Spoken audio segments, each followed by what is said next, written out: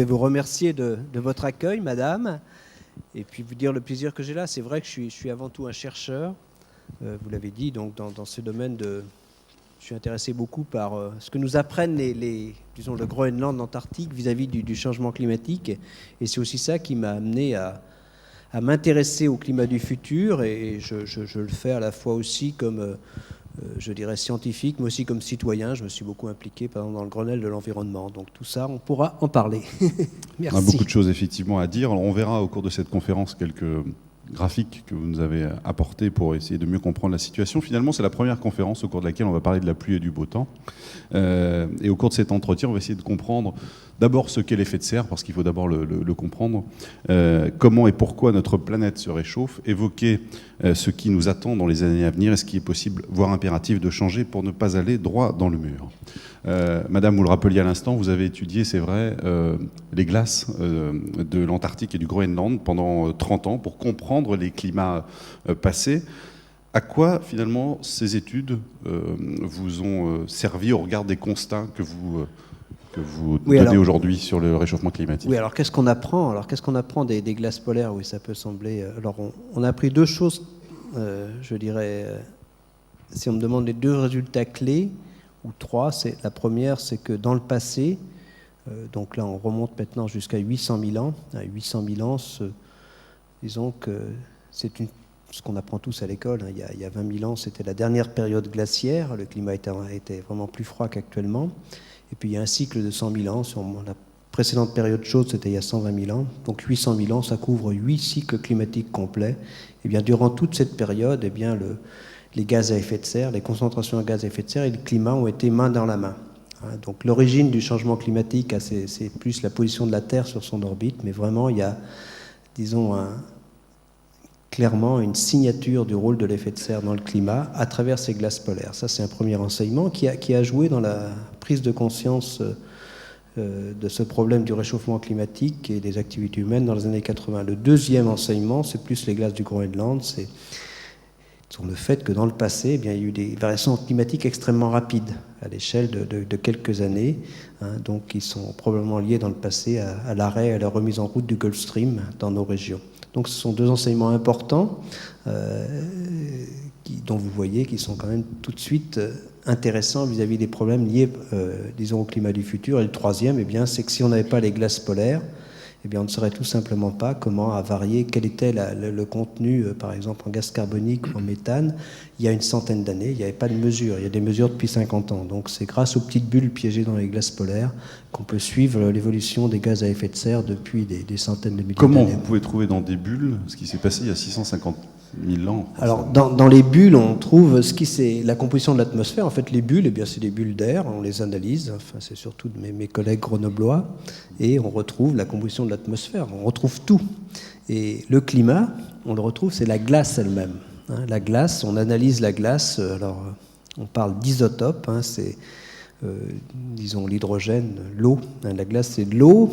Alors il y a de l'hydrogène, mais l'hydrogène normal a un grand frère qui est le deutérium. S'il y avait que du deutérium, ce serait de l'eau lourde dans la nature. Donc il y a du deutérium naturellement, de l'hydrogène lourd.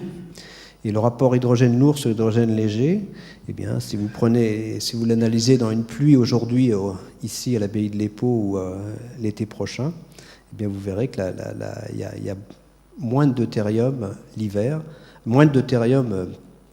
Disons, il y a une variation avec la température, hein, disons, et il y a vraiment, plus il fait froid, moins il y a de deutérium, moins il y a d'hydrogène lourd dans les précipitations, et c'est ce qui nous sert à reconstituer le climat de l'Antarctique sur des centaines de milliers d'années. Alors vous reconstituez le climat d'il y a des milliers d'années, mais aussi vous analysez aussi grâce à ces glaces l'évolution du climat d'aujourd'hui.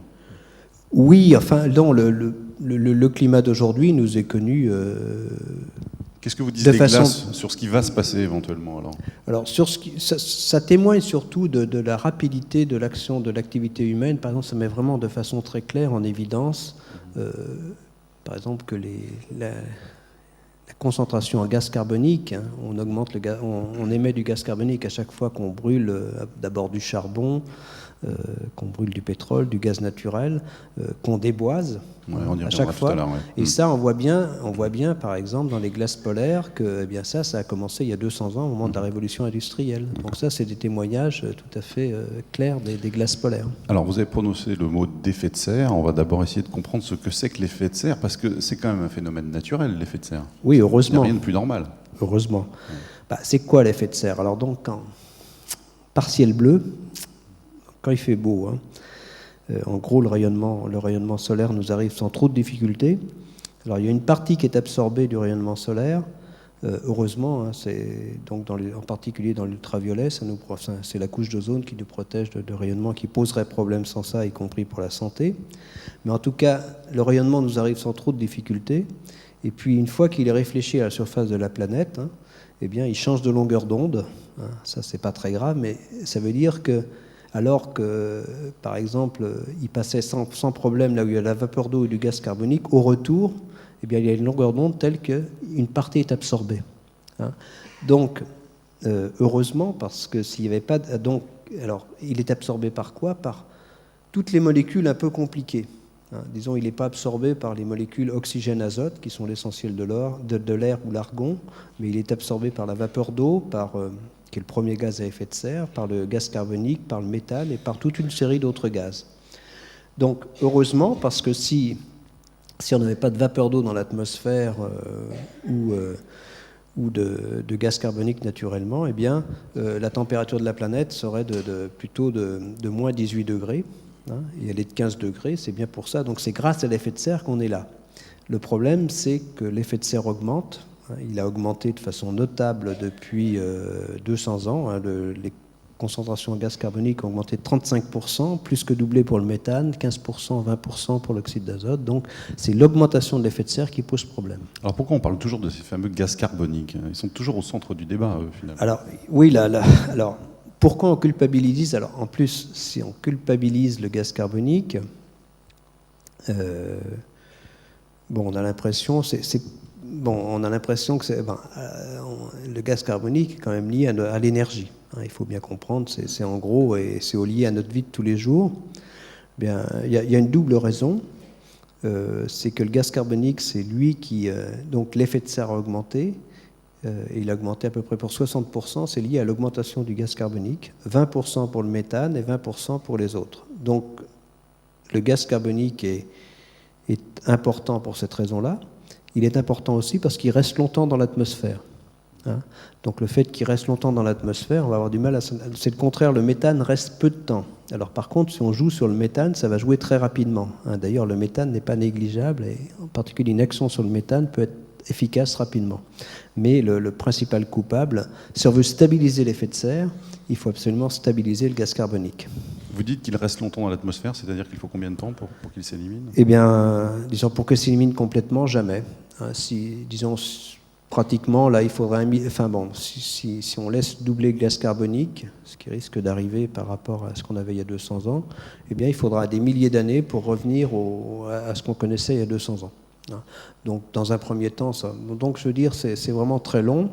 Il y a une première décroissance qui est relativement rapide, avec une centaine d'années, mais ensuite, c'est très très long. On ne revient jamais, on ne reviendra pratiquement jamais à échelle de vie humaine aux concentrations qu'on connaissait il y a 200 ans. À la place numéro 1, quel est le principal émetteur de gaz carbonique aujourd'hui? Alors là, c'est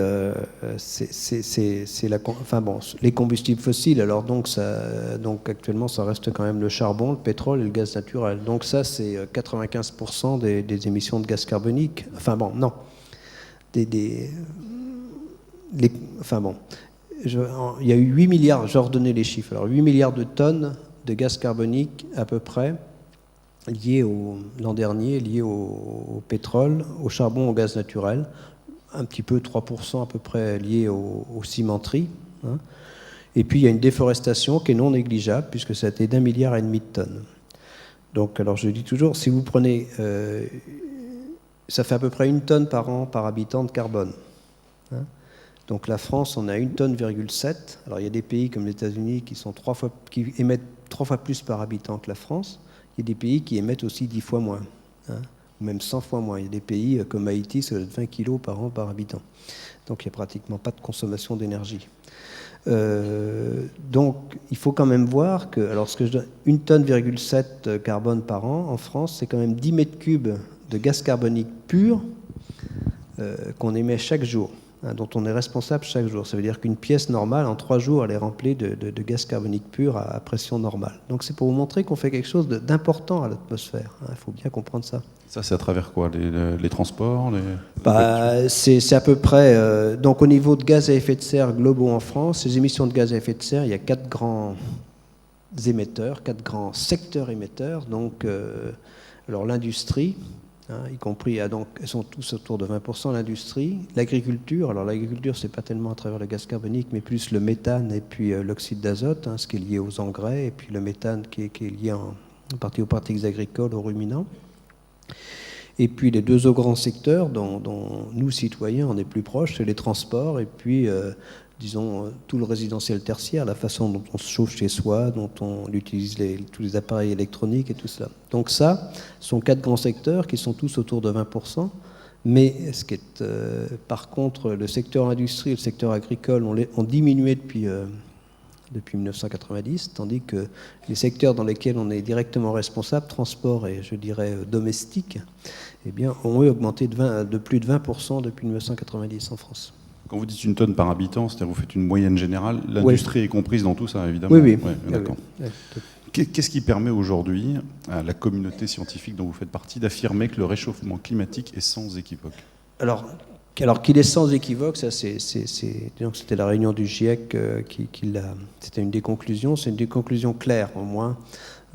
Alors le réchauffement climatique est sans équivoque. Alors par exemple, si vous cherchez les 10 années les plus chaudes, disons qu'on a des mesures de température depuis 150 ans.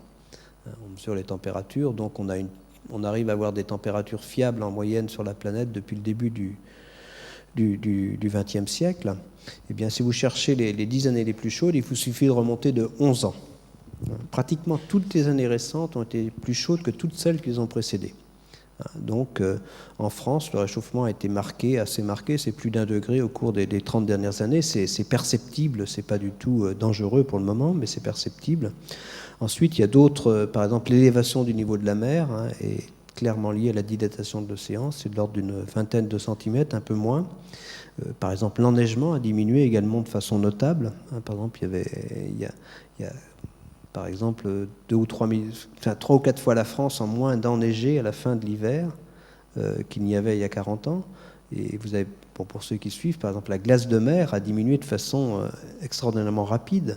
La glace de mer en Arctique, alors quand elle est minimale cette fois, c'est-à-dire à la fin de l'été, c'était 7-8 millions de kilomètres carrés il y a une trentaine d'années.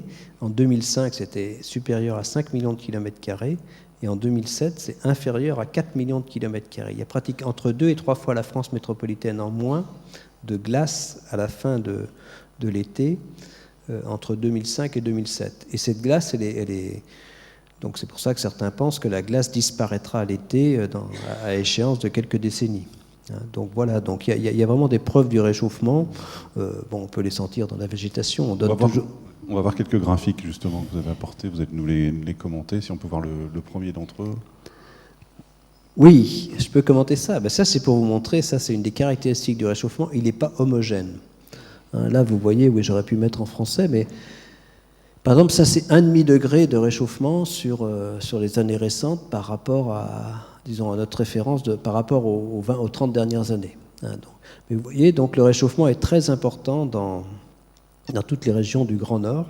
C'est d'ailleurs ça qui est à l'origine de la diminution des glaces de mer, de la diminution de l'enneigement. C'est à la fois l'origine, mais une fois que le mécanisme est parti, il faut bien comprendre que la diminution par exemple de l'enneigement de la glace de mer, c'est que vous remplacez des surfaces réfléchissantes de la neige par des surfaces absorbantes, soit de la toundra, soit de l'océan.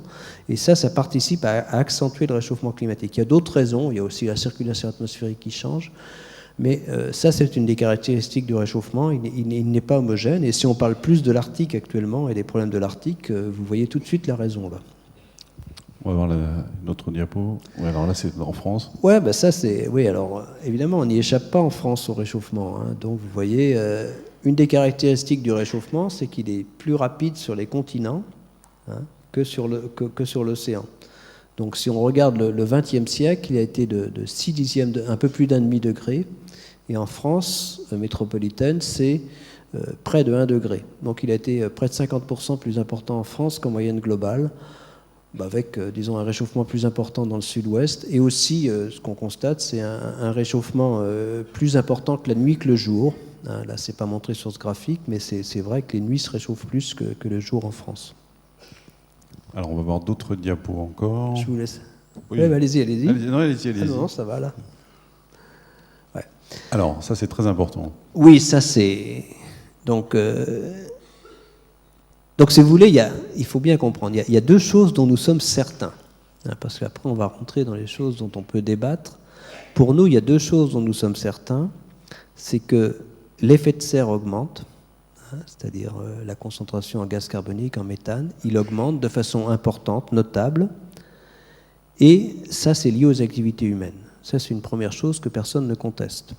Hein, donc ça c'est très bien suivi. On modifie l'atmosphère et c'est nous qui le faisons, nos activités. Ça, c'est une première certitude. La deuxième certitude, c'est que le climat se réchauffe. Hein. Le réchauffement est sans équivoque. Mais à partir de là, c'est là que commence le débat, c'est qu'il ne suffit pas de dire que le climat se réchauffe, que l'effet de serre augmente et que le climat se réchauffe, pour être en mesure d'affirmer qu'il y a relation de cause à effet. Hein. Est-ce que c'est bien ça est-ce que c'est bien nous qui faisons que le climat s'est réchauffé actuellement ? Et c'est ça un peu le débat. Et donc, le GIEC, notre communauté scientifique, donc, notre diagnostic est très clair. Je vais essayer de vous expliquer pourquoi.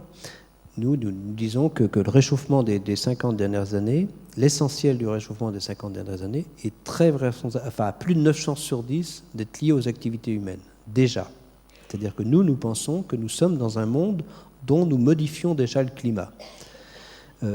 Alors, pour comprendre que le débat est légitime, hein, il faut bien voir qu'on parle de réchauffement de l'ordre de 1 degré, et ça de façon naturelle. Hein, il y a toujours une variabilité naturelle du climat, hein, par exemple le petit âge glaciaire, des périodes plus chaudes au début du millénaire, qui de façon tout à fait naturelle ont fait que des régions étaient soit plus froides, soit plus chaudes, hein, de 1-2 degrés. Donc, c'est légitime de se poser la question sur un réchauffement de 1 degré, est-il lié à l'homme ou pas ? Alors, notre réponse, elle est dans ce graphique, hein, effectivement. Ce graphique, si on le revoit, parce que alors, du coup, je ne l'ai pas commenté.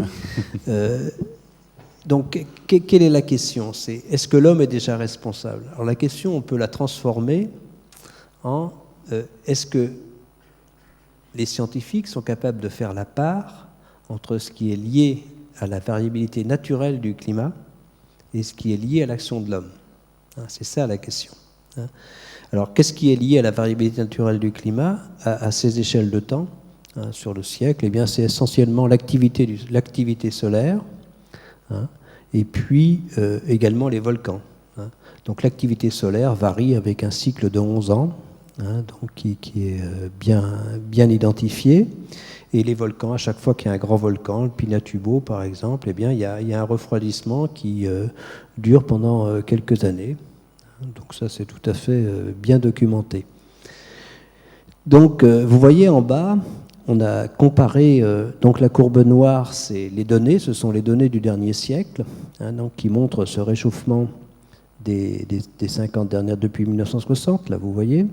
Et puis la courbe bleue, eh bien, si on fait des simulations climatiques simplement en tenant compte des forçages naturels, on voit bien qu'il y a une divergence entre les deux courbes. On n'explique pas, les observations. Par contre, si on tient compte à la fois des forçages naturels en haut et puis des activités humaines, alors les activités humaines, ça joue à travers l'effet de serre, mais ça joue également à travers la pollution, les aérosols. Ça tend à contrecarrer un peu l'effet de serre. Il y a une légère diminution du réchauffement. Enfin, ça contrecarre un peu de 10 à 20% l'effet de serre. Mais vous voyez que quand on tient compte à la fois des activités humaines et des forçages naturels, eh bien on explique bien les données du XXe siècle. Donc la courbe noire, c'est la même qu'en bas, et les simulations, dans ces cas-là, non seulement elles expliquent bien le réchauffement des 50 dernières années, elles expliquent bien aussi pourquoi, finalement, il y a eu un premier plateau, un plateau dans les années 60. C'est lié aussi à la pollution, au volcanisme. Donc, c'est pour ça que, notre diagnostic repose beaucoup sur ces comparaisons, entre ce qui est lié vraiment aux activités humaines et ce qui est lié à la variabilité naturelle du climat, qui a toujours existé, qui existera toujours.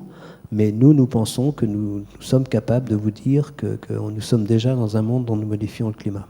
En tout cas, ça met à mal effectivement non pas les déclarations, en tout cas de ceux qui disent que c'est principalement dû à un regain de l'activité solaire.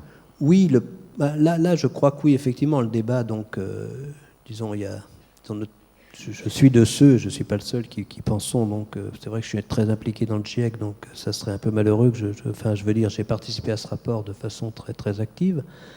Donc, certains pensent qu'effectivement, c'est l'activité solaire qui gouvernerait notre climat actuellement.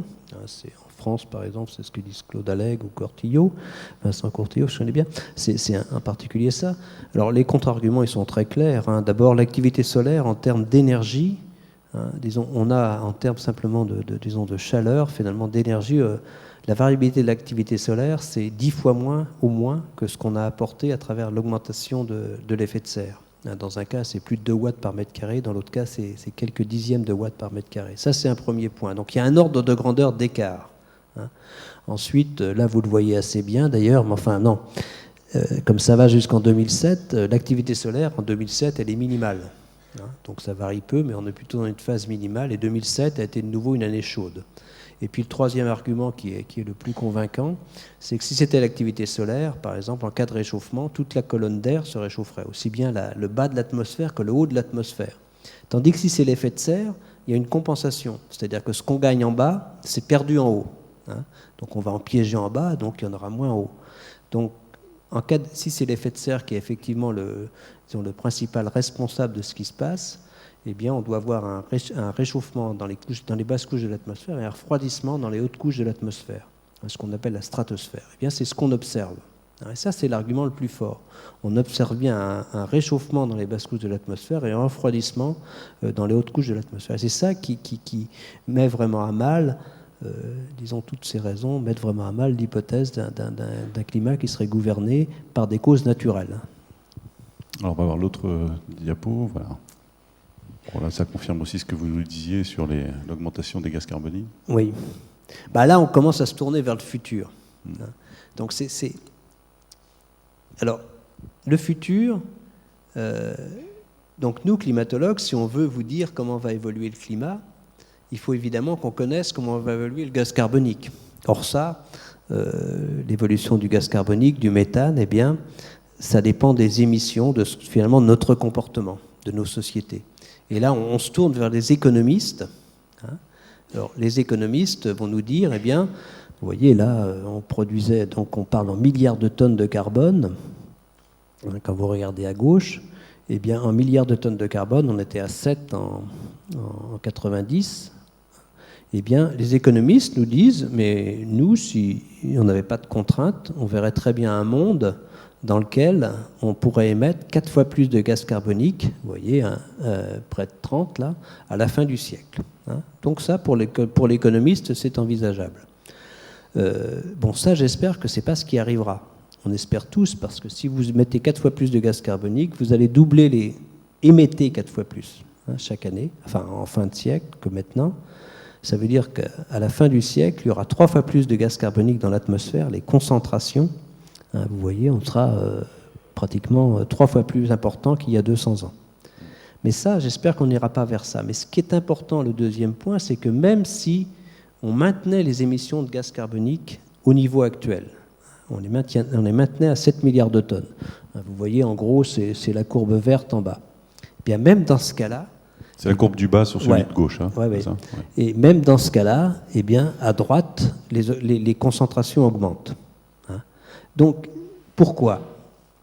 tout simplement parce que chaque année, en gros, on émet 7 milliards de tonnes de gaz carbonique, et puis il y a à peu près là, un peu moins, 40% qui sont absorbés, disons, à la fois par l'océan et par la végétation. Donc, si on en met 7 chaque année, ou 8 d'ailleurs maintenant, et qu'on en absorbe 3 ou 4, eh bien, il y en a, à chaque année, il y en a 4 ou 5 qui restent dans l'atmosphère. Donc il ne suffit pas de maintenir les émissions. Donc si on veut stabiliser l'effet de serre, ce qui est l'objectif de la communauté internationale, il faut absolument que nos émissions redescendent, soient divisées par 2 ou 3, et même moins dans le futur. Donc ça, ce sont des choses dont nous sommes certains. C'est-à-dire on ne peut pas rêver de stabiliser l'effet de serre si on continue à en émettre. Je reviens juste avant votre graphique sur ce que vous disiez tout à l'heure et sur cette influence des activités humaines sur le climat que vous avez prouvé aujourd'hui et que vous affirmez. Est-ce que lorsqu'en 1990, lorsque le premier rapport du GIEC a été publié, est-ce que vous aviez ces certitudes-là déjà ? Non, on avait la même question. Donc ça a toujours été la même question parce que c'est celle qui nous intéresse tous, alors y compris moi, et que c'est celle qui intéresse le politique, l'homme politique, et c'est celle qui nous intéresse tous. C'est est-ce qu'on est déjà dans un monde dont on modifie le climat ? Et à chaque fois, le GIEC, disons, la question a été posée au GIEC, et notre réponse en 90, c'était on ne sait pas. L'effet de serre augmente, la température augmente, mais on ne sait pas vous dire s'il y a une relation de cause à effet. En 95, c'était peut-être, c'était le second rapport du GIEC, c'est un ensemble, donc là, ça devait être il y a un ensemble d'éléments qui suggèrent une influence perceptible de l'homme sur le climat. Donc vous voyez, très prudent. Mais cette prudence, même si c'était très prudent, c'est cette prudence qui a déclenché, disons, la signature du protocole de Kyoto en 97. Il a été ratifié plus tard, mais le protocole de Kyoto a été mis en place en 97. Vous voyez, donc il y a un lien très fort entre le diagnostic du scientifique et la décision du politique.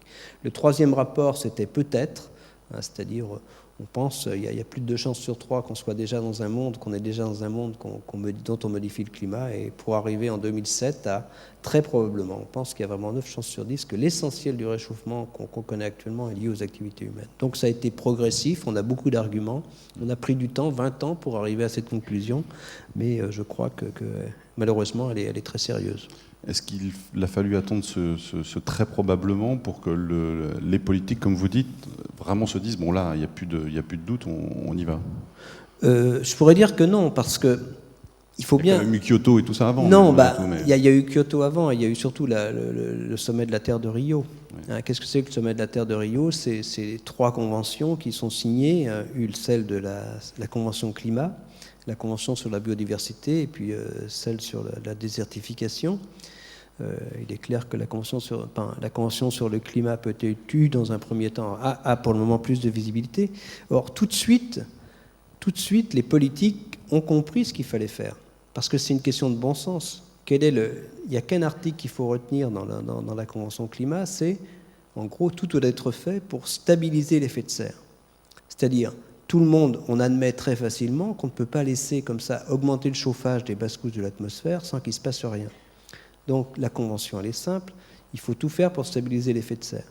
Mais c'est un véritable défi parce que, alors avec des qualificatifs, il faut faire ça de façon à ce que le réchauffement ne soit pas trop rapide pour que les écosystèmes puissent s'adapter. Il faut aussi qu'on puisse toujours nourrir notre humanité. Et puis aussi, le troisième qualificatif, c'est que, disons, cette maîtrise de l'effet de serre, disons, se place dans une notion de développement durable. C'était là. Donc voilà. Donc c'est ça la Convention climat. Mais stabiliser l'effet de serre, c'est extrêmement ambitieux puisque c'est. Donc vous voyez, dès à ce moment-là, disons on a compris que pour stabiliser l'effet de serre, il fallait stabiliser le gaz carbonique et donc diviser par 2 ou 3 les émissions de gaz carbonique. Alors on a mis en place Kyoto, qui n'est qu'un tout premier pas, puisque donc le protocole de Kyoto a été discuté en 1997 à Kyoto. Et il joue sur la période 2008-2012, on y est maintenant, il a été ratifié, et les pays se sont engagés. Alors, les pays... Alors, le protocole est ratifié par tous les pays de la planète, sauf les États-Unis. L'Australie l'a récemment ratifié. Pratiquement tous les pays de la planète, sauf les États-Unis. Mais la différence dans ce protocole de Kyoto, c'est qu'il y a, disons, les pays développés et les pays émergents l'ont signé des deux mains puisqu'ils n'ont aucun engagement. Donc c'est une solution facile, ils l'ont signé. Par contre, les engagements sont pour les seuls pays développés, avec des engagements qui sont très peu ambitieux, puisque en gros, il s'agissait d'une légère diminution des émissions des pays développés. Donc pour la France, l'engagement de la France, c'est de maintenir ses émissions par rapport à celles de 1990, et la France est en voie, je pense, de remplir ses engagements vis-à-vis de Kyoto, au moins si les plans climat continuent à être efficaces. Alors, on y reviendra tout à l'heure. On va voir un certain nombre de graphiques. Maintenant, on va rentrer dans les prévisions. On était déjà un petit peu tout à l'heure. Et sur ce qui va nous tomber sur la tête, évidemment, s'il ne se passe rien. Oui. Alors ça, c'est quelque chose qu'il faut bien... J'aime bien ça, mais c'est plutôt... Là, nous, on ne comprend rien, je vous le dis. Non, je veux dire, justement, on peut l'expliquer. Je pense qu'il est très important de l'expliquer sans graphique. C'est pas très grave. Mais il est important, c'est pour ça que... Il est important. La notion est importante, c'est que le climat des 20 prochaines années, il est joué. C'est ça qui est important. J'essaie de vous faire... Quoi qu'on fasse. Quoi qu'on fasse. En gros, les trois courbes ont fait des choses très différentes. Et puis, le climat, il évolue de la même façon. C'est ça le message. Ne vous inquiétez pas. Vous voyez les trois courbes du haut. Alors, la courbe du bas, c'est que même si on avait une baguette magique, ce qu'on n'a pas, si on arrêtait les émissions tout de suite, on stabilisait comme ça instantanément l'effet de serre, de toute façon, on a déjà mis dans le système un réchauffement qui est inéluctable. Mais le point important, c'est que le climat, effectivement, disons, on ne sait pas exactement quel sera le réchauffement, quel sera le climat dans 20 ans, mais il est joué, il est dans les tuyaux. En gros, en France, on pense que ça sera, disons, dans 20 ans, un demi-degré supplémentaire. Bon, c'est pas rien.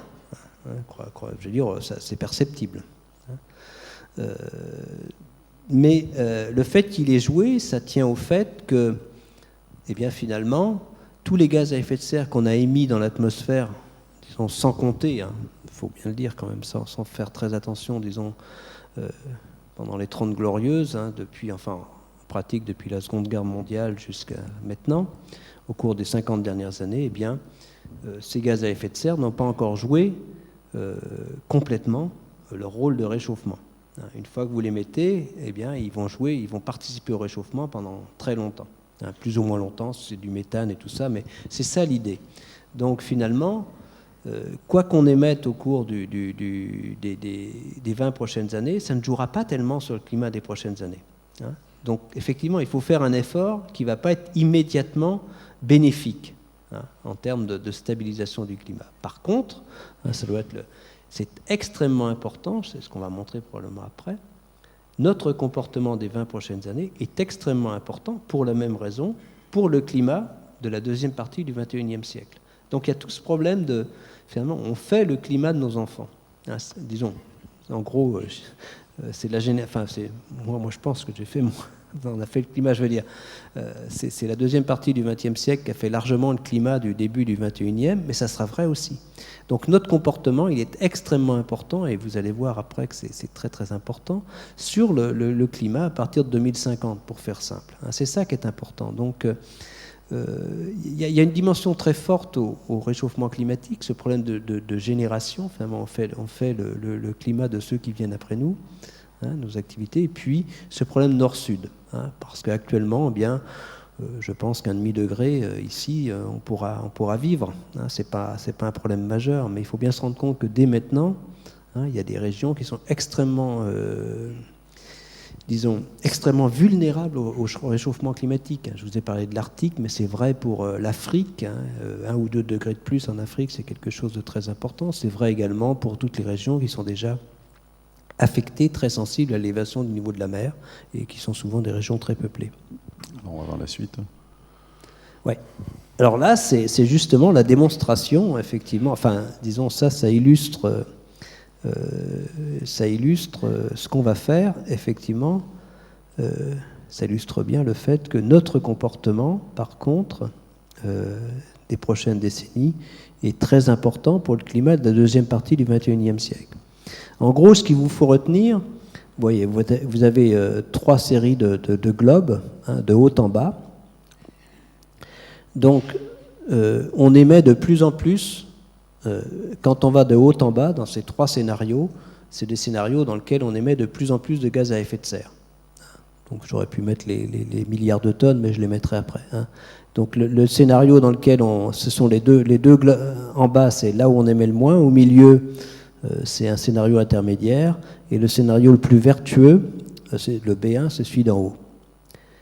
Alors à gauche, vous voyez bien ce qui a été illustré. Vous avez un réchauffement qui est quand même pas vous voyez, assez important, 0,5 à 1,5 degré dans nos régions, en 2020-2029, dans 20 ans. Et vous voyez qu'il est pratiquement le même, les cartes sont pratiquement identiques, les 3 cartes. D'accord. Par contre, si vous regardez à la fin du siècle maintenant les trois cartes du bas, de droite, là vous voyez bien que là où si on émet moins de gaz à effet de serre, y compris dans les 20 prochaines années, eh bien, on a quand même un réchauffement qui est beaucoup moindre, disons qu'il va être de 2 à 3 degrés en France. Par contre, le scénario très émetteur, vous voyez, on voit en particulier dans l'Arctique, ce réchauffement qui est 2 fois plus rapide dans l'Arctique actuellement, ça c'est ce qui est observé, cette amplification va continuer avec, dans le cas, vous voyez, des réchauffements de 7, 8 degrés dans les régions arctiques, les hautes latitudes de l'hémisphère nord, et dans le scénario le plus important, il y a des réchauffements en France de 4, 5, 6 degrés. C'est quelque chose, c'est un climat très différent du nôtre. Il faut bien se comprendre. Et je le dis à chaque fois, moi je le dis, mais c'est vrai que j'ai 4 petits-enfants, 5 la semaine prochaine, je pense. C'est vrai. Et non, c'est vrai. Mais vous voyez, ils sont là, je veux dire. C'est quand même ça qui est important. Ce que j'essaye de faire saisir, c'est la rapidité du phénomène. Je veux dire, c'est même plus les générations futures. C'est la deuxième partie du XXIe siècle. J'espère qu'il y a encore beaucoup de gens dans cette salle qui seront là. Mais en tout cas, ces enfants qui sont là, eh bien, c'est eux qui auront, je dirais, d'une certaine façon, à affronter le résultat de ce que nous aurons fait. C'est étonnant quand même, ce réchauffement au pôle, en fait. On ne pense pas forcément à ça. Oui, on ne pense pas. En fait, là, on y est bien sensible depuis 5-6 ans. Je crois d'ailleurs que c'est une des raisons pour lesquelles il y a, je dirais, presque tant de personnes dans cette salle. C'est peut-être pas le diagnostic du scientifique. Pour moi, il y a 2 raisons pour lesquelles les gens viennent vers nous maintenant, parce qu'on faisait le même discours il y a 10 ans. Il y a 2 raisons fondamentales. Enfin, je pense, moi, ça. Le citoyen sent que des choses se passent. Alors, ça peut se passer ici. Il y a, je pense, moins de neige que moi. Enfin, moi, je suis breton, mais il y a beaucoup moins de neige l'hiver, et c'est probablement vrai ici qu'il y a 40 ou 50 ans.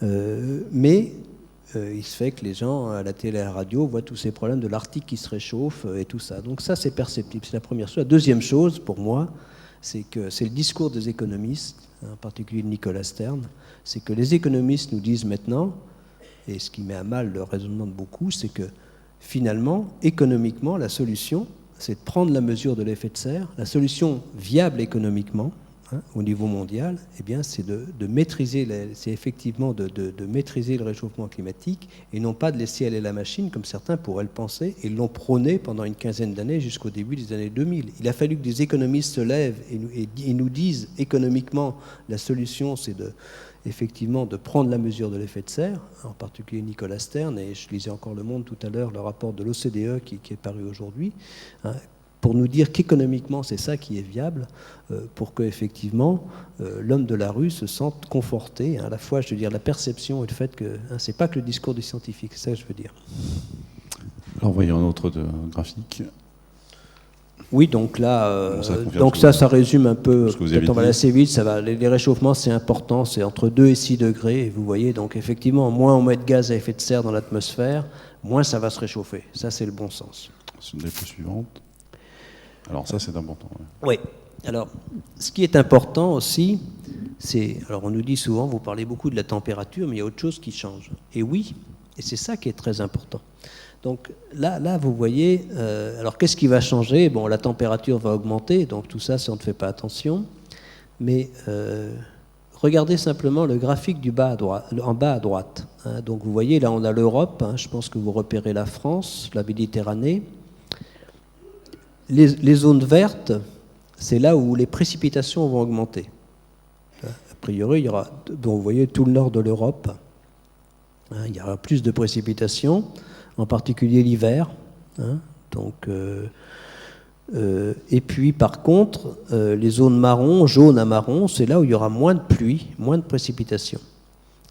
Alors c'est doublement embêtant parce que le fait qu'il y ait plus de précipitations dans le nord de l'Europe, ça n'intéresse personne. Il faut bien voir que si on combine une élévation du niveau de la mer ne serait-elle que de quelques dizaines de centimètres, une augmentation des précipitations, en particulier l'hiver, et puis aussi peut-être une augmentation des tempêtes, eh bien, les inondations du type de... Je ne dis pas qu'elles sont liées directement au changement climatique, on n'affirme pas ça, mais des inondations du type de celles qu'a connues l'Angleterre il y a quelques mois, eh bien, vont se répéter. C'est vrai que les pays du nord de l'Europe, qui sont quand même des plats pays, pour beaucoup, donc ça ne leur apporte rien, sauf des risques supplémentaires d'inondation. À l'inverse, c'est un gros problème pour tout le pourtour méditerranéen, parce que non seulement vous allez avoir moins d'eau à tomber, mais il y en a plus qui s'évaporent. Et les deux vont faire que disons, un des problèmes majeurs dans la deuxième partie du XXe siècle, du XXIe siècle, risque d'être vraiment l'approvisionnement en eau sur tout le pourtour méditerranéen. On voit bien l'importance de cela. Donc dans d'autres régions, ce sont le risque de plus de cyclones tropicaux intenses. Ce n'est pas le cas dans ces régions-là. Mais c'est vrai que la vulnérabilité au changement climatique, elle dépend d'une région à l'autre. Dans d'autres régions, c'est vraiment l'élévation du niveau de la mer qui est au cœur des problèmes. Le tourisme chez nous dira que la disparition des glaciers, disons, il ne restera que ceux au-dessus de 4000 mètres, et la diminution de la saison d'enneigement peuvent être des vrais problèmes pour le tourisme. Donc chacun a ses problèmes vis-à-vis du changement climatique, mais il y a peu de régions qui échappent à des problèmes vis-à-vis d'autres régions. C'est le problème de l'acidification de l'océan, par exemple vis-à-vis des récifs coralliens. Donc les effets du changement climatique sont pas, disons, peuvent être différents. La vulnérabilité diffère d'un pays à l'autre, c'est très clair. C'est vrai qu'aujourd'hui, souvent, quand il y a des phénomènes météorologiques un peu inhabituels, on les attribue forcément toujours. Alors ça vous aide parce que c'est bien, ça aide à la prise de conscience. Ça aide. Alors, oui, moi je dis toujours que... Il a fait doux, par exemple, il y a 15 jours ou quelques semaines, je crois que vous avez interviewé, on vous a demandé, mais alors est-ce que c'est lié au réchauffement climatique ? On fait très attention. Ouais. Alors pourquoi on fait très attention ? Parce que généralement on n'a pas le recul. Là, oui, c'est vrai, quand je suis interviewé, l'hiver est doux, donc de toute façon, pour donner un diagnostic, il faut avoir au moins quelques mois de recul. Et c'est vrai que finalement, disons, le citoyen, enfin moi aussi je suis pareil, on arrive, finalement le scientifique et disons l'homme de la rue, nous-mêmes, on arrive aux mêmes conclusions, à une conclusion que quelque chose se passe, mais par des choses que, disons, c'est plus ces événements extrêmes qui nous touchent dans la vie de tous les jours, je suis d'accord. Le scientifique nous regarde plus les valeurs moyennes, c'est celle-là qui nous intéresse, et à chaque fois, on ne peut pas, avec une seule observation, dire c'est lié au réchauffement climatique, il nous faut plus que ça. Ceci étant, on se pose beaucoup de questions dans la communauté sur le fait que c'est moins sensible, c'est moins tangible, mais le fait que si vous regardez l'automne 2006 et même une large partie de l'hiver 2007, en termes de... Alors, tout le monde a bien notion que l'été 2003 était anormal. On a tous notion qu'il a été anormal, il était vraiment exceptionnel.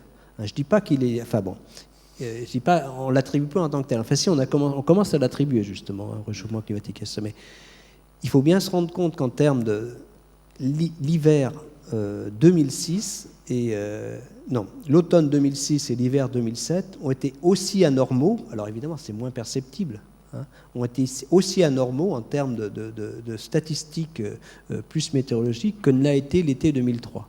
Ça peut paraître exceptionnel. Et là on se pose des questions effectivement, parce que si s'ajoute au fait que la température augmente en moyenne, la variabilité des phénomènes s'amplifie, il est clair que du point de vue des impacts, les assureurs vous diront que ce qui est important, et ils ont raison, ça on est au moment là, oui, donc ils ont raison parce qu'on travaille beaucoup avec les assureurs, c'est les extrêmes climatiques qui causent les dommages, ça c'est très clair. Donc c'est vrai que si, on se pose simplement la question, mais si au-delà du fait que la moyenne augmente, la variabilité augmente, les extrêmes deviennent plus intenses, plus importants. On craint ça pour les précipitations l'été.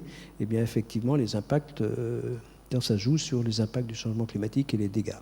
Vous dites on peut peut-être attribuer 2003 au réchauffement climatique, mais pourquoi finalement l'année d'après ou 2 ans après ou 3 ans après, il ne fait pas les mêmes chaleurs? Parce que ça c'est normal.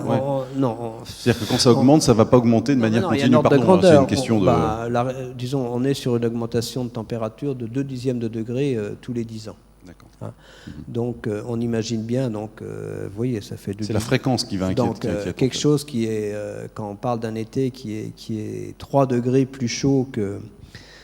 3 degrés plus chaud, entre 3 et 4 degrés plus chaud que les étés du XXe siècle. On a calculé la chance, il avait un été comme ça, à une chance sur 50 000 de survenir, hein, même en tenant compte de la tendance au réchauffement. Il est tellement anormal que les statisticiens nous disent qu'il a une chance sur 50 000 de survenir. Donc effectivement, quelque chose qui a une chance sur 50 000 de survenir, si ça revient 3 ans après, on commence à se poser des questions. Hein, donc c'est justement pour ça qu'on pose des questions pour l'hiver. Mais il faut bien se rendre compte que c'était vraiment exceptionnel sur une large partie de l'Europe. Hein, donc avec des statistiques extrêmement... Donc c'est normal que ça ne revienne pas l'année d'après, non? Parce que alors là, on se poserait vraiment des questions sur notre climat. Alors, il y a d'autres graphiques encore? Ouais. Alors bon... Donc en gros, moi, alors le commentaire que je fais à chaque fois là-dessus, c'est que tout ce qu'on vous a dit jusqu'ici, c'est ce qu'il ne faut pas faire. Ça, c'est très clair. Il faut bien comprendre que les scénarios du GIEC sont des scénarios, en gros, où les économistes ne tiennent pas compte vraiment du problème du réchauffement climatique. Alors ce qu'il faut faire, je ne vais pas relire, voilà, donc ce qu'il faut faire, tout le monde l'a compris.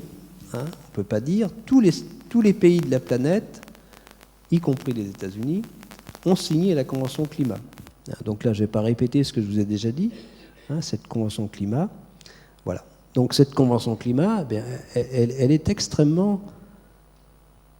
on voit bien pourquoi c'est un défi. Hein. Donc vous voyez, bon, c'est pas grave, vous avez à gauche les émissions de gaz carbonique. Hein. Eh bien, si on veut... Alors, disons, si on veut stabiliser, alors le gaz carbonique a une valeur 450, hein, mais c'est à peu près 10% de la valeur, au-dessus de la valeur actuelle, ou 15%. Eh bien, il faut que les émissions redescendent pratiquement d'un facteur 2 d'ici 2050, et puis qu'elles continuent à redescendre par la suite. Hein, quel que soit, même si vous voulez stabiliser l'effet de serre, il faut qu'à un moment, on redescende les émissions. Alors, je crois qu'il y a quelques chiffres qu'il faut bien avoir à l'esprit, hein, parce que c'est ceux-là qui... Si vous voulez, disons que si on veut que le climat ne se réchauffe jamais, enfin, que le réchauffement climatique n'excède jamais 2 degrés par rapport au climat du début du XXe siècle. Hein, c'est 2,5 degrés par rapport au climat d'il y a 200 ans. Je cite ce chiffre-là parce que c'est normalement l'objectif européen, c'est 2 degrés par rapport au climat il y a 200 ans. Hein, disons, l'Europe essaye d'imposer ça, c'est-à-dire tout faire pour que le climat ne se réchauffe pas de plus de 2 degrés. Eh bien, plus de 2 degrés par rapport à la fin du XXe siècle, c'est effectivement diminuer par 2 nos émissions globalement. C'est vraiment les diviser par 2 par rapport à 90. Hein, on était plutôt, donc il faut jouer aussi sur le méthane et sur les autres gaz à effet de serre, mais pour simplifier, je vous montre le gaz carbonique parce que c'est le plus important. Il faut les diviser par 2 et continuer. Hein. Donc si on veut les diviser par 2, il faut que les émissions globales commencent à diminuer d'ici 2015. Hein. Et là, elles augmentent, elles n'ont jamais augmenté aussi rapidement. Hein, vous voyez l'importance des 10 prochaines années. Hein, parce qu'il faut qu'on stabilise les émissions en 2015, qu'elles commencent à redescendre. Et je pense qu'il y a quand même je ne dis pas une connivence entre le scientifique, il y a bien une compréhension du problème par le politique, puisque cette division par 2 d'ici 2050, hein, c'est bien ce qui est au cœur des discussions du G8. Hein, donc, disons ça vient directement des rapports du GIEC. Maintenant, si vous voulez diviser par 2 les émissions planétaires d'ici 2050, il faut évidemment que les pays développés fassent mieux. Hein. Et c'est ce que la France, l'Europe, et même maintenant les États-Unis, mais enfin bon, on verra. La France, par exemple, a inscrit dans la loi sur l'énergie que soutenait donc c'est le fait que la France soutient l'objectif d'une diminution par 4, voire 5 des émissions de gaz à effet de serre d'ici 2050. Hein. Donc ça, c'est dans la loi en France. C'est un objectif, c'est pas contraignant, hein, c'est une loi d'orientation. Cette division par 4, elle est affichée également par beaucoup de pays européens, et elle est aussi affichée par exemple, elle est affichée dans dans le programme électoral d'Hillary Clinton. Je n'ai pas regardé pour Obama. Mais enfin, bon, il faut se rendre compte que diviser par 4 pour un Américain, ça va à peu près les amener au niveau auquel on est actuellement. Mais enfin, c'est quand même. Donc, ça, c'est le deuxième raisonnement. Donc, oui, absolument, il faut qu'on fasse plus pour que les pays développés puissent continuer à se développer et, disons, infléchir leurs émissions peut-être un peu plus loin dans le temps.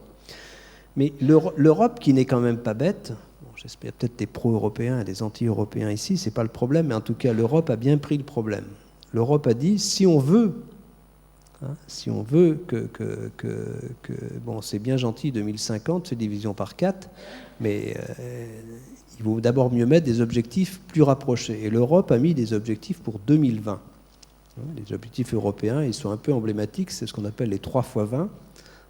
L'Europe, donc, a comme objectif pour 2020, alors 20% de moins d'effets de serre, et voire 30% si d'autres pays se mettent en route, 20% d'énergie renouvelable et 20% de moins de consommation énergétique. Ce sont les objectifs européens. Voilà. 20% d'énergie renouvelable, et on est à combien aujourd'hui? Là, on est à 7-8% ou 8% largement grâce à l'hydraulique. Donc l'éolien joue pour 0,1% et le solaire également actuellement. Alors le dernier graphique, je crois que c'est celui-ci, résume finalement bien la situation. Oui, ça résume bien la situation. Donc, pour terminer peut-être sur... alors je ne sais pas si on parlera du Grenelle de l'environnement, mais en tout cas, enfin, peut-être on en parlera après, mais je pense que le Grenelle de l'environnement est de nature à mettre la France sur cette trajectoire, mais ça on en reparlera. Donc moi c'est vrai que j'aime bien monter ce graphique qui résume, je pense, ce que j'ai essayé de vous dire ce soir, de vous raconter. Alors,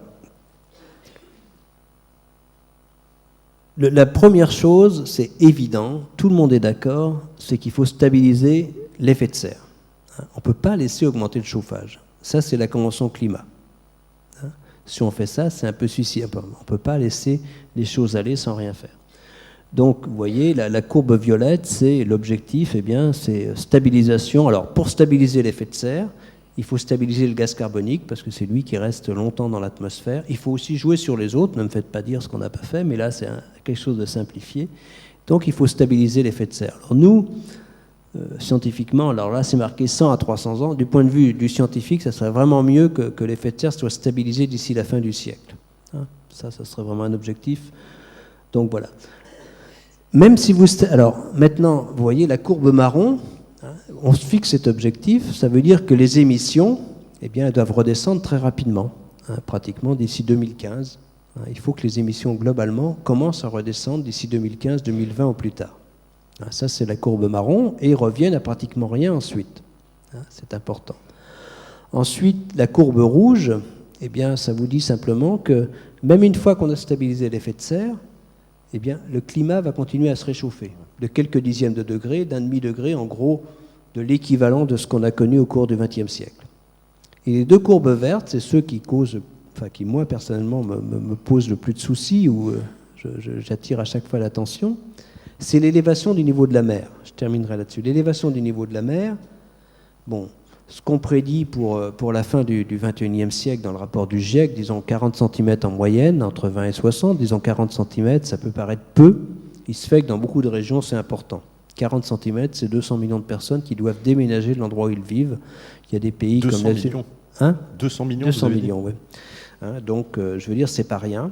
Avec, moi, je sais pas, je viens de préfacer un livre consacré aux réfugiés climatiques, et les vrais problèmes de réfugiés climatiques, c'est largement ceux liés à l'élévation du niveau de la mer. Mais 40 cm, c'est rien, mais en fait, ces 40 cm ne tiennent pas compte de l'accélération de l'écoulement du Groenland et de l'Antarctique. Et là, l'accélération, elle est très visible actuellement. Et surtout, eh bien, même une fois qu'on a stabilisé le climat, il y a deux composantes. Il y a le fait que l'océan se dilate parce qu'il se réchauffe. Eh bien, mais une fois que c'est parti, si on gagne 20 ou 30 cm à cause de la dilatation de l'océan, même une fois que le climat s'est stabilisé, ça va continuer pendant des siècles. Chaque siècle, on gagnera 20-30 cm. Vous voyez, c'est une des courbes.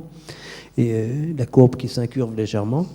Et le deuxième point, c'est qu'effectivement, si le Groenland, par exemple, le Groenland, c'est 7 mètres du niveau de la mer, si ça fondait, dans un climat plus chaud comme celui il y a 120 000 ans, le Groenland était plus petit qu'actuellement. Et si on perdait Alors ça, c'est pas pour tout de suite, c'est pour dans 300 ou 400 ans, mais vous voyez bien que c'est notre action des prochaines décennies qui est importante. Eh bien, on pourrait aller à échéance de 300 ou 400 ans vers des élévations du niveau de la mer de l'ordre de quelques mètres. Et ça, c'est vraiment un vrai problème parce que c'est nous qui en sommes responsables, nous, je veux dire, les 20-30 prochaines années. La fonte des glaces, elle est inéluctable aujourd'hui ? La fonte des glaces. Alors, si on parle des glaces, alors quand on parle fonte des glaces, on pense à la fonte des glaces dans l'Arctique, ouais. Cette diminution de la couverture de glace, ça c'est quasiment inéluctable. Simplement, dans le rapport du GIEC, on pensait, c'est plutôt prédit pour la deuxième partie du XXIe siècle, voire le plus rapide, c'était 2040. Et avec ce qu'on a observé en 2007, certains pensent que ça pourrait venir dès 2020. Donc oui, c'est assez inéluctable. En cas de réchauffement, il y aura l'océan Arctique sera libre de glace l'été, pas l'hiver. En fait, il faut faire attention. Ensuite, la fonte du Groenland, l'accélération des glaciers, ça il faut voir. Il faut être un peu prudent sur. Mais enfin, on voit bien le problème qui s'est passé autour de l'Antarctique. Il y avait des plateformes de glace qui, disons, freinaient l'écoulement des glaciers. Ces plateformes de glace en mer ont disparu et c'est vrai que ça libère l'écoulement des glaciers et elles ne se reformeront pas. Donc c'est assez inéluctable, oui. Vous étiez au Groenland justement en septembre, je crois, avec Jean-Louis Borloo, le ministre. Oui. Qu'est-ce qu'on voit à l'œil nu ? Est-ce qu'on peut le mesurer à l'œil nu, le réchauffement climatique, quand on est là-bas ? Oui, ceux qui sont venus à deux époques différentes. Parce que sur une époque, ce qu'on voit, c'est qu'effectivement, le front du glacier a reculé de quelques dizaines de kilomètres. Alors, vous avez ces glaciers émissaires qui arrivent dans des fjords immenses. Donc, le front du glacier, c'est là où il commence à se casser. Alors, évidemment, tout le fjord est encore rempli de glace, mais ce sont des icebergs. Ils se sont détachés du glacier. Donc, le front du glacier, c'est là où, à un moment, le glacier forme un seul bloc, et tout d'un coup, il y a ces icebergs qui se détachent. Donc ça, on voit ça, c'est remarquable. On a remonté tout le glacier avec Jean-Louis Borloo en hélicoptère et Ignatius Bertrand. Donc on voit bien ça, ce front du glacier, là où le front du glacier, il a reculé d'une dizaine de kilomètres en 5 ans. Donc effectivement, pour dire je vois quelque chose, il faut quelqu'un qui ait vu ça il y a 10 ans et qui le voit maintenant. Je ne peux pas prétendre d'avoir vu il y a 10 ans. Quoique j'étais à Gibson il y a 10 ans. Mais enfin, je veux dire par là, c'est ça. Mais disons, ces glaciers, leur vitesse... donc la quantité de glace qu'ils mettent dans la mer a doublé au cours des 10 dernières années. Ça, c'est remarquable. Donc on ne le voit pas à l'œil nu, mais c'est vrai que le témoignage est quand même très fort. Vous parliez des économistes tout à l'heure qui se sont saisis aussi du problème. Est-ce que les économistes disent qu'on peut maîtriser l'effet de serre sans affecter l'économie ? Oui, c'est la conclusion du GIEC. Par exemple, la conclusion du GIEC est que on peut, disons, si on s'y prend tous ensemble, en 2030, revenir à des émissions telles que celles de 90, c'est-à-dire, oui, on va augmenter puis redescendre, donc c'est possible à 2030 de revenir et ensuite de continuer, avec un très faible impact sur le PIB, de l'ordre de moins de 1%, c'est pratiquement négligeable. Donc d'après les économistes, c'est possible, mais il faut aussi que, disons, les calculs économiques, ça se met en marche, l'économie, que si le citoyen et le politique le décident. C'est ça qui est important. L'exemple, les voitures, par exemple. Oui, eh bien, les voitures, alors qu'est-ce que je peux dire sur les voitures ? Effectivement, le Grenelle de l'environnement, donc on a beaucoup insisté sur le transport, donc du point de vue voiture, il serait quand même souhaitable que... Est-ce qu'il n'y a pas une grande hypocrisie autour de ça ? Parce qu'on parle, toutes les marques automobiles, évidemment, vantent le peu d'émissions de CO2 de leurs véhicules, mais a priori, j'ai récemment vu un reportage qui disait le problème n'est pas là, il est sur les particules. Alors qu'est-ce que c'est ? Oui, non, il y a un problème sur les particules qui ne doit pas masquer. Il y a deux problèmes. Il y a celui des particules qui est plus lié au diesel. Et ce qui se passe actuellement, c'est que la législation sur l'effet de serre bénéficie au diesel, donc d'une certaine façon pousserait. Donc il faut, même ce pot catalytique, il y a encore des particules, c'est plus lié au diesel, mais ensuite, du point de vue émission de CO2, on est loin du compte. En France, on est à 170 grammes par kilomètre en moyenne sur le parc. L'objectif européen, c'est d'atteindre 120 grammes. Donc on est loin du compte. Et c'est pour ça qu'on a proposé ces options bonus-malus qui se mettent en route. Et l'idée quand même je crois que je vais me faire huer dans la salle, mais l'idée des économistes, et y compris des industriels, en gros l'idée c'est que si on ne donne pas de prix au carbone, Quelque chose qui n'a pas de prix, les gens ne font pas attention. Donc l'idée, c'est de donner du prix au carbone, cette taxe contribution énergie qui a été, par exemple, qui est supportée, y compris par Nicolas Hulot, et par cette idée d'une taxe progressive, fait son chemin. Elle est de nouveau recommandée par l'OCDE aujourd'hui. Si on ne donne pas de prix à l'environnement, eh bien, on craint qu'effectivement, c'est pas simplement et donner un prix à l'environnement, eh bien, c'est faire savoir à chacun que, eh bien, par exemple, une taxe progressive, c'était la proposition, c'était quelque chose d'équivalent à quelques centimes d'euros au début, à 40 centimes d'euros en 2020 par litre d'essence. Eh bien, ça, c'est des propositions qui, effectivement, je pense qu'elles arriveront chez vous, c'est pas si simple, mais qui sont quand même sur la table. Bien sûr, c'est des propositions aussi sur les transports en commun, c'est des propositions sur l'étalement urbain, c'est-à-dire qu'on ne peut pas dissocier urbanisme de transport en commun. Les collectivités locales et territoriales étaient extrêmement actives au Grenelle de l'environnement, avec cette demande effectivement d'avoir, en gros la demande c'était nous on veut bien faire quelque chose, mais donnez-nous les leviers de décision au niveau des communautés urbaines, au niveau de l'urbanisme et des transports. Donc voilà, tout ça on en a discuté. Donc il y a beaucoup de choses à faire. Il y a beaucoup de choses à faire sur l'habitat, en particulier. Bon, l'habitat neuf, c'est assez ambitieux, des bâtiments basse consommation, y compris pour les bâtiments publics d'ici 2020, et puis ensuite des bâtiments à énergie positive. Là où c'est plus important, c'est pour les bâtiments anciens. Donc là, le facteur 4, on pourrait effectivement l'avoir. Il faut savoir qu'on est à 250 kWh par mètre carré par an en France, en moyenne, et que dans d'autres pays, on n'est pas loin de 50. Tout simplement parce que nos bâtiments sont très, très mal isolés. Donc, je veux dire, là, il y a un potentiel énorme et qui peut être aussi créateur d'emplois. Donc, ça, ce sont des conclusions du Grenelle dont j'espère qu'elles ressortiront dans la loi. Vous présidiez au Grenelle de l'environnement le groupe Climat et Énergie. Est-ce que les mesures qui ont été prises sont suffisamment volontaristes pour vous? Est-ce que finalement, le ballon s'est un peu dégonflé au final? Non, il n'y a pas de mesure de prise pour le moment. Il faut bien voir où on en est. Donc, il y a ce qu'on a fait dans le Grenelle, donc je sais pas si... Bon, le Grenelle, il y avait 6 groupes, donc la biodiversité, l'agriculture durable, la santé-environnement, et puis 2 groupes transversaux, l'un sur plutôt les mesures réglementaires, la gouvernance à mettre en place, l'autre sur la compétitivité. Et puis donc, moi j'étais coprésident du groupe 1 avec Nicolas Stern, donc on travaillait également avec un architecte Yves Lyon et Édouard Barr, comme coprésident sur ce. Alors le problème était double, c'est la maîtrise la lutte contre le réchauffement climatique et la maîtrise de la demande d'énergie, parce que les deux vont de pair. Et donc effectivement, on a fait, donc il y avait 5 collèges et on a, je pense, bien travaillé. On a fait une série de propositions qui sont accessibles. Il suffit de taper Grenelle, vous les trouvez, c'est très facilement accessible. On a fait une série de propositions.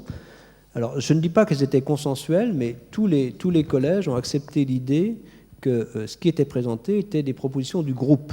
Et vous n'avez entendu personne depuis dire qu'ils ont réfuté. Donc les gens ont exposé certains n'étaient pas d'accord, et ça c'est exposé dans le corps du texte, mais les propositions que vous voyez sont des propositions du groupe. Il n'y a qu'un point sur lequel le groupe était en désaccord, et c'est aussi noté, c'est sur le nucléaire. Certains étaient en faveur du développement du nucléaire, d'autres contre. Mais ça n'a pas... tout le monde est resté là. Je veux dire, mais ça c'est clair. Et moi je pense que si l'ensemble, alors je suis certain même que si l'ensemble des mesures proposées par le Grenelle étaient mises en œuvre, c'est vraiment, ça mettrait la France sur la voie des moins 20% pour 2020. Maintenant, où en est-on actuellement? Alors, on a l'impression qu'il ne se passe rien. Il y a eu 32 groupes, alors on appelle ça des COMOP, des comités opérationnels, sur toutes ces propositions, parce qu'évidemment, entre ces propositions et un projet de loi, il faut que des gens travaillent.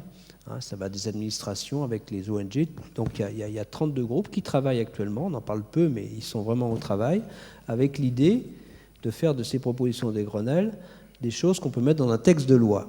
Et le point important maintenant, c'est effectivement comment ce texte de loi va être, disons, pris par nos parlementaires. Je pense qu'actuellement, les groupes, les COMOP, travaillent dans l'esprit du Grenelle, ça j'en suis à peu près certain, mais va arriver un texte de loi et c'est ce qu'il en restera, et on voit bien tout. C'est vrai que je pense, je ne sais pas si les parlementaires ici, ils ont autre chose à faire aujourd'hui, mais ils préparent tous dimanche, mais non, je veux dire par la... je veux dire, c'est très important, et c'est très important, Je veux dire, le rôle du scientifique est simplement, je dirais, de tirer la sonnette d'alarme, d'apporter un diagnostic, de faire état des solutions. Il n'est pas de décider. La décision, c'est bien celle du législateur. Il a un rôle important à jouer. J'espère simplement qu'il faut aussi comprendre, et c'est ce qui s'est passé, je donne maintenant l'exemple de l'Australie, parce qu'il est symbolique. Hein. L'Australie, Ian Stewart, qui était au pouvoir depuis 10 ans et qui refusait...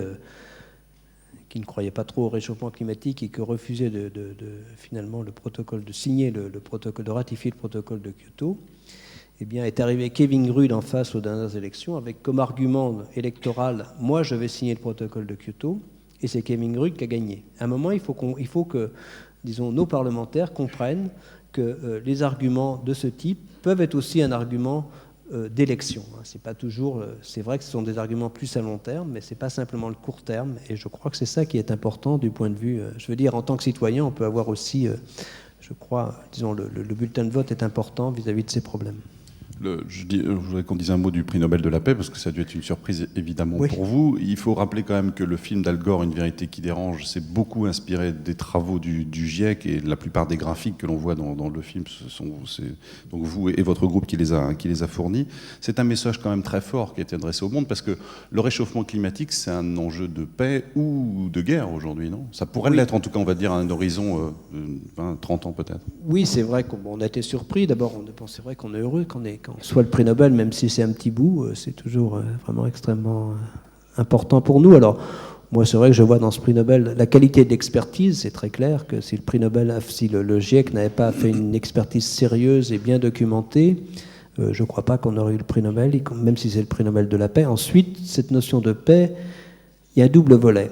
Je pense que le premier message, c'est effectivement que si rien n'était fait pour maîtriser pour stabiliser l'effet de serre, eh bien on irait vers un monde où, disons, le climat, le changement climatique pourrait devenir déstabilisant. Il l'est déjà pour certaines régions, mais à grande échelle. Hein, on peut penser, donc la notion de réfugié climatique deviendrait quelque chose. On voit bien, par exemple, que du point de vue géopolitique, il suffit de montrer le pourtour méditerranéen pour qu'on comprenne les problèmes géopolitiques que ça peut poser d'avoir 30-40% moins d'eau accessible dans ces régions.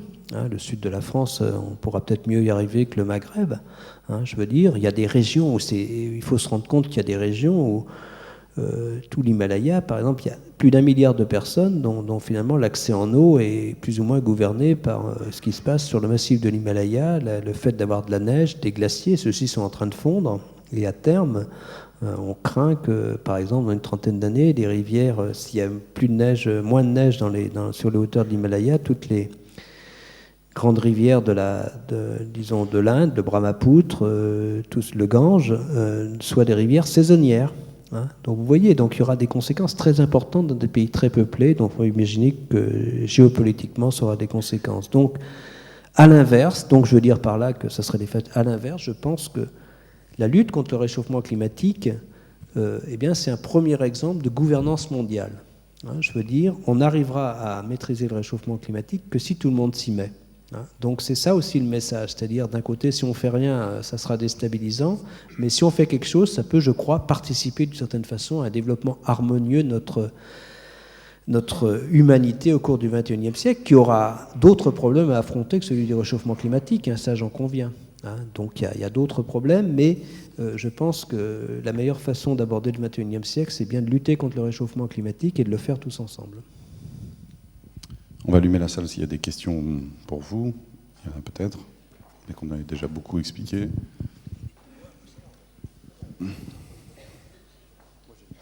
Alors on ne voit personne, donc s'il y a des mains qui se lèvent, on ne veut pas vous voir. Il n'y a pas de questions. Si, alors je vois voilà, un bras qui se lève juste là-bas, sur la gauche. Mais avec la salle éteinte, c'est difficile. Ouais. On voit quelqu'un là-bas. Oui, voilà. Monsieur, alors il y a monsieur ici, puis il y a un autre monsieur là-bas. Je voulais vous demander quelle pourrait être l'incidence d'un désamorçage ou total ou partiel du Gulf Stream du fait du réchauffement, et savoir quelles seraient les incidences sur la France et dans quelle échelle de temps. Oui. Donc, je vais essayer de répondre à cette question très simplement. Donc, effectivement, une fois que je vous ai dit qu'il y a eu effectivement des arrêts et des remises en route du Gulf Stream dans le passé, ça on en est bien persuadé, qu'est-ce qui peut arriver pour le futur? Alors, de façon simple, le Gulf Stream, pour qu'il fonctionne, c'est un courant de surface qui nous amène des eaux chaudes depuis le golfe de Floride, des eaux de surface, qui vont plonger en mer de Norvège, je fais simple, disons au nord. Pour qu'elles plongent, il faut qu'elles soient plus denses, qu'elles deviennent lourdes, et pour devenir lourdes, il faut qu'elles soient salées et froides. Donc, si vous mettez de l'eau douce à la surface de l'océan, vous avez tendance à ralentir le Gulf Stream, voire disons, pratiquement à l'arrêter. Parce que si vous mettez de l'eau douce est plus légère que l'eau de mer. Et donc, s'il y a de l'eau douce qui arrive, disons, supplémentaire dans l'Atlantique Nord, eh bien, c'est ça qui risque d'arrêter le Gulf Stream. Alors, il y a effectivement des raisons d'arrivée d'eau douce. Elles sont claires. Par exemple, la fonte du permafrost actuellement, toutes les rivières qui se jettent dans la Baltique, par exemple, ont vu leur débit augmenter. Il y a du permafrost qui fond, il y a plus de précipitations. Donc, ce qui arrive, le fait qu'il y ait plus de précipitations dans le nord sur les continents amène de l'eau douce dans l'Atlantique Nord. Ensuite, il y a le fait que dans le cas de réchauffement climatique, les tropiques vont se réchauffer. Ça fait plus d'évaporation dans les tropiques et c'est finalement l'eau qui s'évapore dans les tropiques qui donne des précipitations dans l'Atlantique Nord. Donc ça risque. Et le troisième point, c'est que si vous avez une partie, à chaque fois qu'il y a un morceau du Groenland qui s'en va, c'est autant d'eau douce qui va dans l'océan. Donc oui, il y a des raisons des arrivées possibles d'eau douce dans l'Atlantique Nord. Donc par contre, alors on s'imagine, donc disons, alors on ne pense pas que le Gulf Stream puisse s'arrêter au cours du XXIe siècle. C'est possible plutôt au siècle prochain, pas certain. Mais alors, si on fait, imaginons au siècle prochain qu'on soit dans un monde qui soit, allez, je dirais 3 degrés plus chaud qu'actuellement. C'est possible, malheureusement. Et que le Gulf Stream s'arrête. Eh bien, la première chose qu'il faut bien voir du point de vue planétaire, la température sera la même. Ça jouera sur le climat régional, mais ça ne jouera pas sur le climat planétaire. Ce n'est pas du tout un retour à l'ère glaciaire. Donc, qu'est-ce qui va se passer en fait, par contre, ça va affecter toutes les régions qui sont autour de l'Atlantique Nord. En gros, ce que ça veut dire que les calories, disons, il y aura moins de chaleur à venir de l'Afrique, si bien que l'Afrique sera encore plus chaude qu'actuellement. Mais en fait, dans nos régions, il y aurait, disons, un retour à un climat plutôt du type de celui qu'on connaît aujourd'hui, mais il y a un arrêt du Gulf Stream dans un climat 3 degrés plus chaud en moyenne, ramènerait plutôt dans nos régions au climat actuel. Donc, si vous voulez, c'est pas du tout cette image du film Le jour d'après, pour ceux qui l'ont vu aussi, donc qui prévaut. C'est pas du tout un retour à l'ère glaciaire. Ceci étant, il faut s'imaginer donc un arrêt du Gulf Stream, ça équivaut à un refroidissement par rapport à un climat plus chaud, donc de quelques degrés, 3, 4, 5 degrés dans nos régions, sur une période d'une dizaine d'années. Ça serait ça aurait un impact extrêmement fort du point de vue à la fois économique et écologique. Il ne faut pas dire que ça ne serait pas important. C'est pas ça. D'ailleurs, par exemple, le Pentagone en a fait tout un rapport, et là, par exemple, un des grands soucis par exemple, ça apparaît aussi dans le rapport, dans le livre blanc de la défense en France et tout cela. Donc c'est vrai que tout le monde réfléchit aux conséquences géopolitiques du changement climatique, y compris l'arrêt du Gulf Stream, mais aussi les réfugiés climatiques et tout ça. Il est clair que, disons, ceux qui réfléchissent en termes de stratégie de développement, également de défense, ont bien ça en tête. Mais simplement, donc c'est un vrai problème l'arrêt du Gulf Stream, mais c'est pas le retour à l'ère glaciaire, c'est ce que je voulais dire, simplement. Monsieur, je vous en prie. Je voudrais savoir s'il y a des pistes pour piéger le gaz carbonique. Est-ce que les scientifiques ont des idées? Oui, oui, je réponds oui, heureusement. Alors, heureusement qu'il y a des solutions. Alors, si on dit qu'il y a des solutions, parmi les solutions possibles, évidemment, il y a consommer moins d'énergie. De toute façon, ça, c'est, je pense, assez intéressant en soi. On perd vraiment, l'efficacité énergétique est vraiment... on a consommé vraiment, enfin on en met plein, je veux dire, c'est un peu idiot de consommer l'énergie de la façon dont on le fait, c'est-à-dire qu'il y a beaucoup d'économies d'énergie qui sont relativement faciles. Et évidemment, au niveau des productions d'énergie, certains pays comme la France misent sur le nucléaire, d'autres ne le font pas. Disons, chacun a ses raisons, mais c'est clair que le nucléaire participe aux économies d'effet de serre, mais également les énergies renouvelables.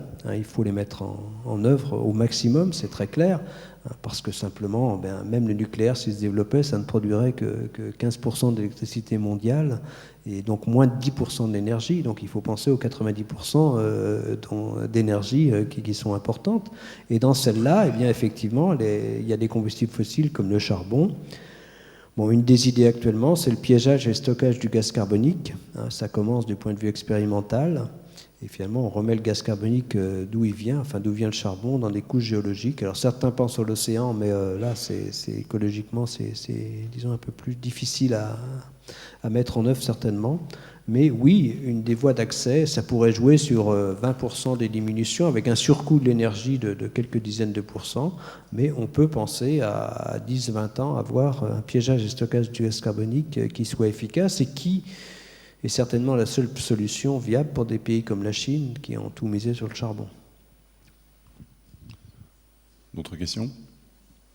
Est-ce que, puisqu'on a parlé des élections américaines, et monsieur a une question le temps que le micro arrive ici, juste ici, au 5 ou 6e rang, concernant les élections américaines, vous êtes déjà allé à Washington, à la Maison-Blanche, avec le GIEC, oui, pour essayer de convaincre George Bush, ça vous est arrivé ? Non, j'y suis allé en tant que scientifique, donc... puisque j'y suis allé dans les années 90 au Sénat, donc faire ce qu'on appelle un hearing, donc une audition, parce qu'effectivement, j'étais avec un collègue, Dominique Reynaud, nous sommes effectivement à l'origine de cette découverte du lien entre effet de serre et climat dans le passé, qui est vraiment une pièce importante dans le débat. Et c'est vrai qu'on est allé exposer ça au Sénat américain. Donc il y avait des sénateurs, des gens. Donc c'était assez intéressant de faire ce séminaire. Ça change un peu aux États-Unis quand même. C'est ce que je dis. Ça a changé énormément aux États-Unis. Je suis sûr que dans cette salle, il y a beaucoup qui lisent les journaux. Pour moi, une des nouvelles les plus importantes cette semaine, c'est que l'administration Bush, je ne veux pas parler d'Hillary Clinton ou de Kane, qui sont... l'administration Bush a dit, mais ça vient de Bali, il faut bien comprendre comment Bali s'est passé, c'était vraiment extrêmement poignant. L'administration Bush a dit qu'elle acceptait des engagements contraignants pour l'après-Kyoto. Il faut voir qu'à Bali, c'était extrêmement poignant la dernière séance. La représentante, j'étais à Bali, c'était le samedi matin, donc tout le monde est crevé, personne n'a dormi de la nuit. Et la représentante américaine, Paula Dobrowski, qui est sous-secrétaire d'État, a dit « Nous, on n'accepte pas la décision de Bali », qui était finalement un texte qui dit qu'il faut, pour 2009, des accords et tout ça. Et aucun pays n'a soutenu les États-Unis. Les États-Unis se sont trouvés complètement seuls, c'est-à-dire que leurs alliés classiques, Japon, Australie, Russie, Nouvelle-Zélande, alors moins l'Australie maintenant évidemment, personne n'a levé le petit doigt, même pas le Canada. Et là, les États-Unis se sont retrouvés tout seuls, et après un tour de table, ça a duré 1 heure, 1 heure et demie, Paula Dobrowski a dit « on accepte », sans rien mettre en cause. Et ça, les États-Unis ont été extrêmement marqués. Ils ont été sur le banc, et ça c'est très important pour les États-Unis. Personne ne les a soutenus. Et donc la décision, elle est derrière, ils ont compris que finalement, il fallait qu'ils aillent en ordre de marche. Et même l'administration Bush, parce que c'est bien dans la ligne de Bali, s'est dit finalement, on va nous accepter de cette idée. Donc je crois que c'est important, parce qu'entre le Bush du début du premier mandat qui niait le problème de réchauffement climatique et celui de la fin de second mandat qui accepte qu'on aille vers des solutions, parce qu'il faut bien voir aussi qu'économiquement, c'est ce qu'il faut faire, c'est très clair. Donc voilà, donc il y a aussi il y a aussi l'intérêt économique d'un pays derrière. Monsieur, je vous en prie. Oui, bonsoir monsieur. Bonsoir. J'aimerais avoir votre opinion sur un sujet dont on ne parle jamais en ce qui concerne l'augmentation de la teneur de CO2 dans l'atmosphère. Cela ne proviendrait-il pas en grande partie tout simplement de l'augmentation de la population mondiale ? Il faut savoir que nous respirons tous, nous exhalons tous du gaz carbonique. Or, il y a, je crois, au milieu du XXe siècle, nous étions 4 milliards d'êtres humains, je crois, et nous parlons dans les années qui viennent d'être 9 milliards. Et l'atmosphère est toujours la même. Je sais bien que ça peut paraître terrible à dire. Et on n'en parle jamais. Qu'en pensez-vous? Si, on va en parler. D'abord, c'est pas la respiration. Alors effectivement, pour moi, il y a un lien très clair entre le développement démographique et l'augmentation du gaz carbonique, mais c'est pas à travers notre respiration qui ne joue pas. C'est à travers le fait que finalement, chacun d'entre nous, on a besoin d'énergie, plus ou moins. Donc on est consommateur d'énergie, on est consommateur de viande, on est consommateur de... voilà, donc le développement de l'agriculture, on est consommateur de bois. Donc effectivement, il y a un lien très fort. Si vous mettez l'une en face l'autre les courbes d'augmentation du gaz carbonique dans l'atmosphère et celles d'augmentation de la population, elles sont assez parallèles. C'est très clair que oui. Et puis la deuxième réponse, c'est que c'est quand vous regardez ces différents scénarios que je vous ai montrés, vous voyez, d'émissions telles que le voient les économistes, eh bien la variable, la première variable que rentrent les économistes dans leur scénario, c'est comment va évoluer la population de la planète. C'est très clair. Donc effectivement, j'en ai pas parlé en tant que tel, mais c'est clair qu'il y a un lien très très très fort entre le nombre de personnes qui vivent sur cette planète et la consommation et les émissions de gaz à effet de serre, aussi bien à travers nos besoins d'énergie que nos besoins de je sais pas, de viande ou de développement en général. Donc ce lien existe bien. Maintenant, c'est justement là qu'il faut rompre ce lien. Donc on peut pas. On voit bien que la consommation énergétique ne doit plus. Bon. Le développement d'un pays ne doit pas rester proportionnel à la consommation d'énergie. C'est vrai aussi pour le développement d'un pays. Donc ce lien existe bien. C'est vrai que je n'ai pas insisté, mais c'est vrai que le développement du XXIe siècle passe par... Alors moi, je pense qu'on peut aller avec 8 ou 9 milliards d'habitants et quand même maintenir ce problème. Bon, peut-être je suis un peu naïf, mais c'est à prendre en compte, effectivement. Je ne vais pas dire le contraire. Une dernière question. Qu'est-ce que, pour ceux qui ont vu le film d'Al Gore, Une vérité qui dérange, ça se termine par une liste de recommandations de gestes que chacun d'entre nous peut effectuer au quotidien. Qu'est-ce que le citoyen Jean Jouzel fait, lui, au quotidien? Ah oui, alors, qu'est-ce que je fais? J'essaye oui, je prends beaucoup les transports en commun, ça c'est vrai. J'habite en banlieue et je connais le RB par cœur, donc il y a même beaucoup de monde. Non, je sais pas, on a mis du chauffage thermique sur la maison. Elle est très bien isolée. Et puis, je sais pas, je vais essayer de mettre du photovoltaïque, je vais voir. Mais bon, c'est ce qu'on peut faire au titre individuel. C'est sûr que la maison est très bien isolée. Elle est grande, mais bien isolée. Donc... Vous sentez que les Français, on commence à adopter les gestes ou pas? Oui, je pense quand même. Enfin bon, moi je suis à chaque fois, si vous voulez, moi j'ai pas changé beaucoup depuis 10 ans. Je disais la même chose, simplement des fois il y avait 10 personnes. C'est ça la grande différence. Donc c'est vrai. donc j'espère que... Non, je pense que le rôle du scientifique...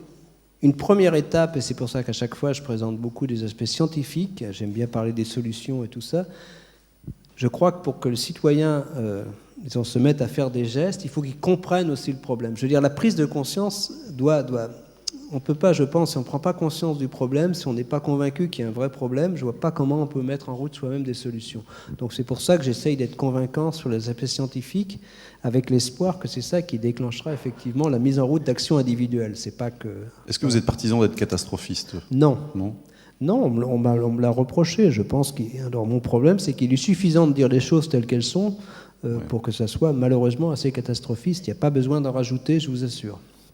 Merci beaucoup, Jean Jouzel, d'avoir été là ce soir, cette brillante intervention. Merci beaucoup.